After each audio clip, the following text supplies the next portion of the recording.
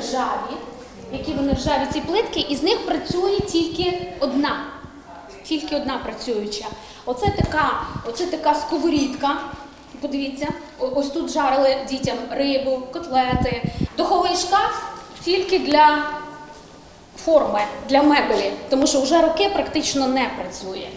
Директорка Заставнівської школи Надія Бачинська показує харчоблок, який закрили півроку тому через погані умови. Дірява підлога, зовнішні каналізаційні труби, а замість столів – шкільні парти. Ремонт тут робили косметичний за рахунок школи, каже директорка, а обладнання не оновлювали з 60-х років минулого століття. Наташка, візьми. Дайте булочку. А вдачу ти взяла, Наташа?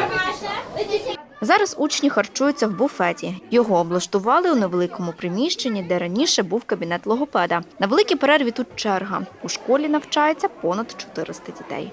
Я харчуюся піцею, тому що їдальня на даний момент закрита і працює лише буфет. Їдальні не вистачає, бо в мене є два братики, і вони як беруть з дому їсти. Ці жарні тости, вони там мають якусь хімію. Мені деколи мама дає з собою, або я, якщо не встигаю, то я йду в місто, нашу їдальню.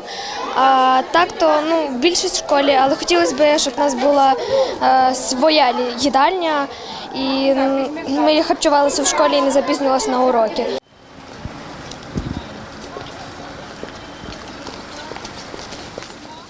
Учні пільгової категорії обідують в сусідній гімназії, яка розташована на відстані в понад півкілометра. Аби вони встигли пообідати, збільшили перерву до півгодини. Ми переходимо дуже багато перехрестя, і бувають навіть такі випадки, що машини можуть не зупинятися нам, коли ми переходимо дорогу, ми повинні чекати. Сніг, дощ, вітер, ми повинні йти пішки. Солярки немає, автобус дуже рідко коли дають нам. Директорка школи каже, аби капітально відремонтувати харчоблок та їдальню, необхідно 1,5 мільйона гривень. Обладнання, можна сказати, наполовину працює. Якщо холодильник, він, можливо, і працюючий, але ви бачили, в якому він ржавому стані.